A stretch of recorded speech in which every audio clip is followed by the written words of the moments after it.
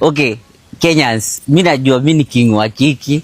Nimewachanganyanga sana, nimewapiga vipindi miaka nyingi, lakini akiwa lie, miaki, I confess, mimi ya huyu siusiki.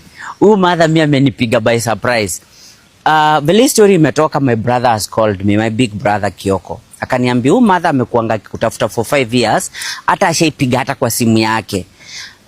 My brother akaibrush off. Sasa hii ndio mimi nimemwona kwa video for the first time. And hizo comments zenyu, anafanana na watoto wangu, anafanya nini? Okay guys, this is a very, it may look like a joke but it's also emotional. Sitaki kuichukulia kama jokes juu I'm like, what if it was true? Let's say mamangu tu kwa tu ako hai mahali, you know. I think that will change my life forever. And that's why I don't want to brush it off. Even though kuna story ya ziada hapo juu. Okay, naweza kuwa tu mimi kwa tu Mluya, mimi sio Mkamba. Naweza kuwa tu mimi kwa tu Mluya. Naweza kuwa najiforce na Kihoko, kumbe mimi nafaa kuitwa Wetangula ama natembea mahali. It's just, but again I ask myself, I attended my mom's burial.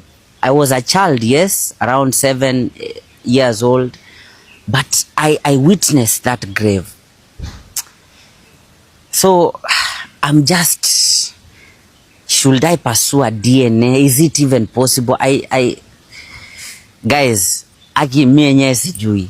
It's because if my mom was alive, man, that would have been the best thing in my life, you know.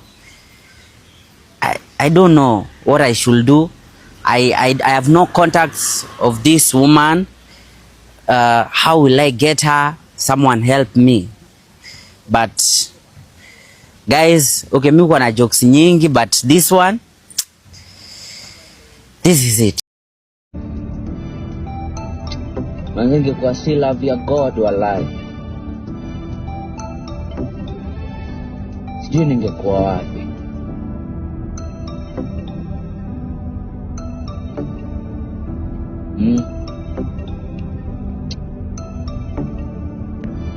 Ningekuwa ama majamaa wanajifanya men of God.